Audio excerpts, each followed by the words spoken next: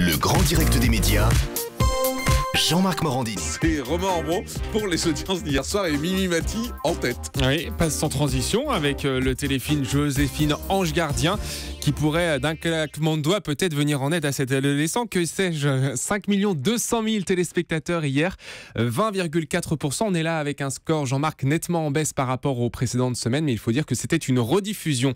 Le téléfilm d'hier soir, notez que la semaine prochaine, ce sera un unitaire, un téléfilm avec Charles Berling qui s'appelle Tu es mon fils, qui sera sur cette case du lundi soir. La deuxième place, elle est pour France 2, avec cette nouvelle soirée de la saison 4 de Rizzoli and Isles, 16% du public et plus de 4 millions de téléspectateurs. À peu de choses près, le même score que pour la semaine dernière et un premier épisode à 4,7 millions.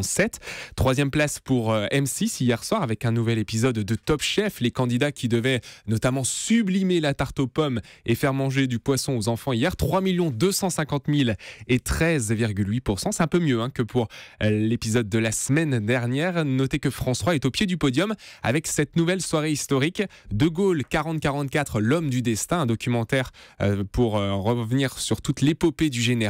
2 285 000 téléspectateurs et 8,7%. C'est pas si mal concernant ce documentaire et cette case des lundis en histoire. On sait que la case du lundi est problématique pour la 3.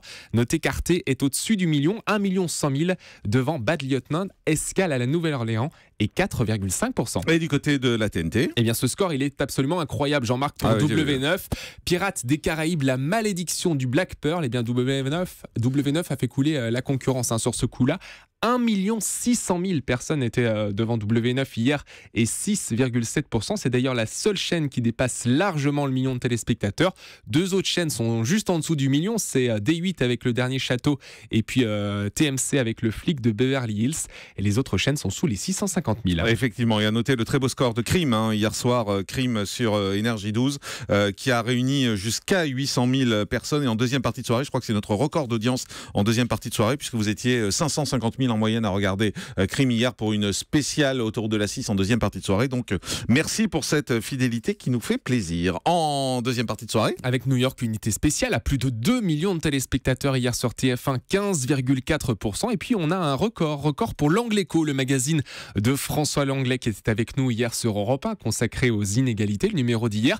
Eh bien L'Angléco dépasse le million de téléspectateurs et 9,1%. C'est le meilleur score depuis le lancement de cette émission en septembre dernier, c'était même en octobre pour être précis. Et les audiences de l'Access Prime Time avec 4 300 000 téléspectateurs devant le juste prix et 20,3% du public, la une qui est en tête. Notez que Nagui va fort avec N'oubliez pas les paroles, 3 200 000 et 14,6%. C'est à vous, est au-dessus du million de téléspectateurs. Le Grand Journal a 1 500 000 téléspectateurs et concernant Touche pas à mon poste, c'était une rediffusion. Non, c'était pas une rediffusion. Je crois que c'était Jean-Luc Lemoyne, puisque Cyril Hanouna était malade. Eh bien, donc c'est 1 400 000. C'est bien. Et 6,1%, ce qui est pas mal, effectivement. Quand c'est un remplacement de Cyril Hanouna, on sait que les fidèles sont là, et bien là, et qu'en général, lorsque c'est un remplaçant, ça fonctionne un peu moins bien. Là, les fidèles sont bel et bien au rendez-vous. Jean-Marc, pour être précis, Joker, c'était le nouveau jeu de France 2.